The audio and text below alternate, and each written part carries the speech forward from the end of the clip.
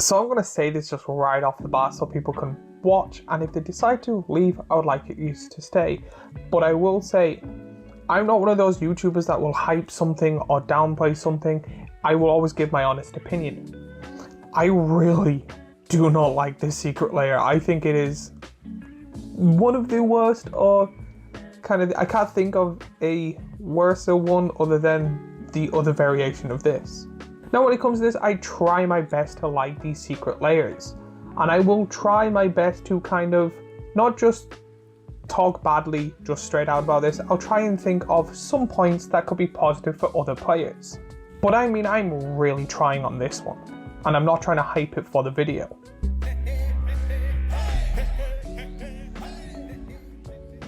When it comes to this is the newest Chaos Vault Secret Lair, which is kind of a pop-up Secret Lair thing.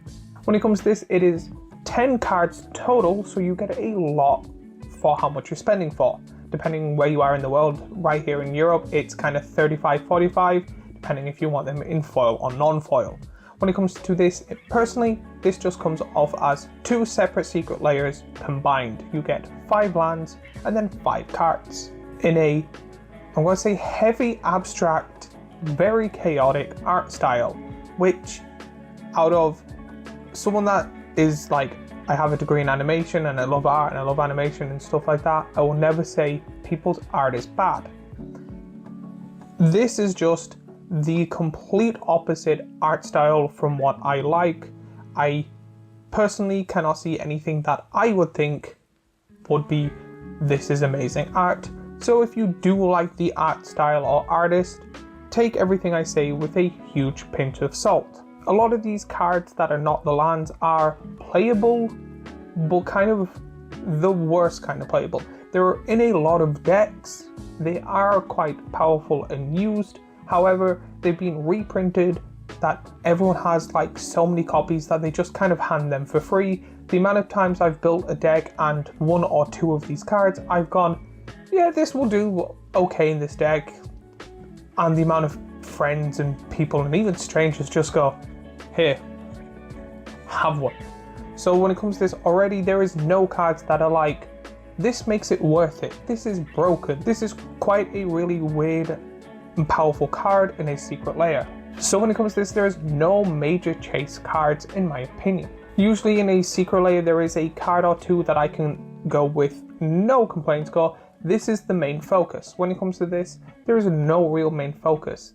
Even the best cards are kind of so casual, they're not even really worth. There's a lot of commons and uncommons in this too, which is fine, but there's nothing that I would consider a must. This is a Secret Lair that I think if you are going to buy, it is solely fully for the art or artist. So let's do a breakdown of the Secret Lair itself.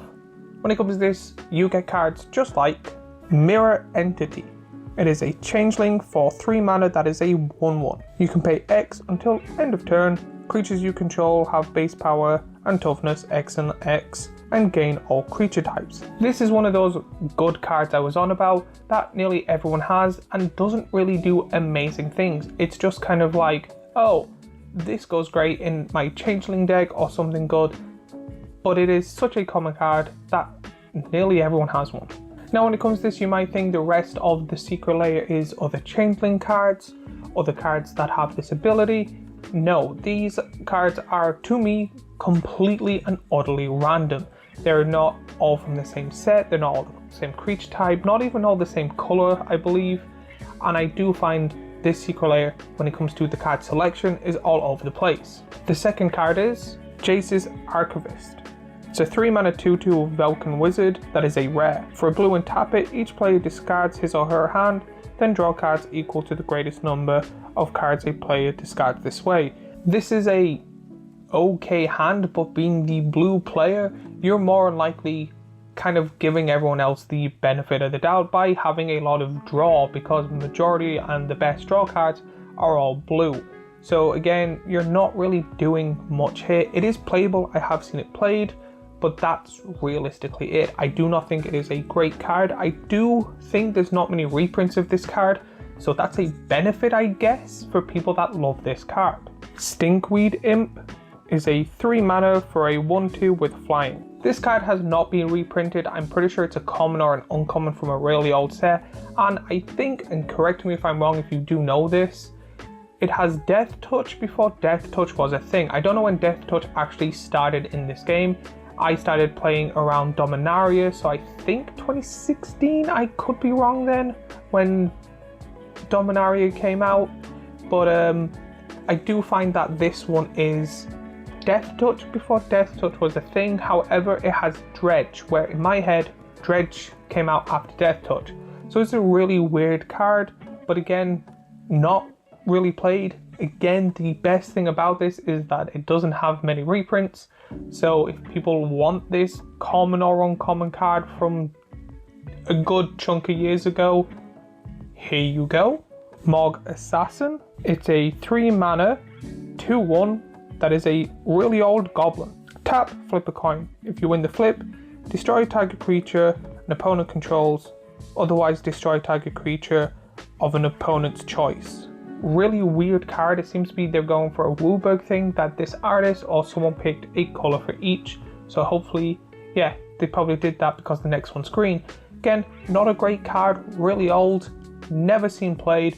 There's way more better kill spells and stuff like that. So again, this is just a weird flip coin card. And then personally, the only card that I think gives this somewhat justice, however, it is a super cheap card. It is very good and a lot of players play it, and it is a very loved card as well. We have Steve, or Secure Tribald if you don't know. Everyone calls him Steve.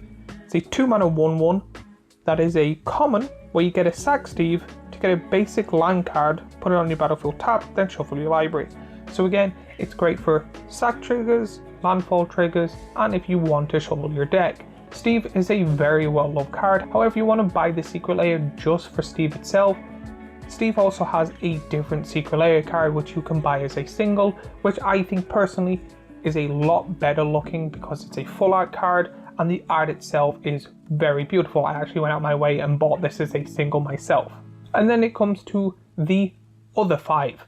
I'm not really going to read them all. I'm just going to kind of show them off and probably talk about them while showing them off. When it comes to the other 5, they're all lands, and they are the cycling lands. You get Irrigated Farmland, Fetid Pool, Canyon Slog, Sheltered Thicket, and Scattered Grove. These are just tap lands, so I'm happy they're not basic lands, so I'm happy there. They are cycling lands which are playable, but not really the best unless you're planning to have a cycling deck. When it comes to this, I haven't priced them up, but for 35-45 euro, we'll say, it seems to be the value of the cards don't seem to add up even close to it. Getting a bunch of commons and uncommons that are not kind of really well known and broken is a bit meh in my opinion. And then the kind of fact, the best thing about this is you're getting a total of 10 cards for the price of 1 Secret Lair. However, half of them are just cycling lands, which I have bulks, or I have a bulk kind of cylinder with a load of them in there from random sets. They are lands that I never put in decks unless my plan is to eventually make a cycling deck. Why is this Secret Lair kind of, in my opinion, not good? To be honest, there is no real theme. You get 5 cycling lands and 1 random card that is a card from a Wooburg thing. So you get 1 white, blue, red, black, green, like whoop-de-woo. Majority of them are common or uncommon. I think 2 or 1 is a rare, which again doesn't really matter now, but the card selection, there's nothing there's nothing amazing, there's no commander, there's no big spell that people will want like 20 copies of. There's nothing like amazingly strong. The artwork is a artwork that personally I do not like. I don't want to touch. It's too kind of, for me, too messy, and kind of even the original art is usually, in my opinion, better than this type of art. Now when it comes to the artists themselves, if they ever see this, if you are into that, that is completely fine, just not my art style at all. As I said, I just don't want to kind of talk negatively fully about this, but if you are new to the game and just want to get your hands on cycling lands, sure. If you are a fan of the artist or the art, then I recommend getting them. However, I don't really think this is a good Secret Lair at all, or a good Chaos Vault at all. Like, when your best kind of card in it is a Secure Steve, you're not really going to care much for it. Overall, the fact that it has 10 cards and Steve, I'm going to give this a 3.2. These are my thoughts and opinions. If you want to voice your own, or if you bought it, let me know why. I would love to find a way to have a conversation to kind of even change the grade or see other people's point of view. While you're down there, remember to like and subscribe and do all that YouTubey stuff we always ask for. And as always, if you like this video, I have the last Is It Worth It Magic the Gathering video here, a playlist with all the Magic Gathering videos I make here, and a subscribe button here, and I will see you all in the next video.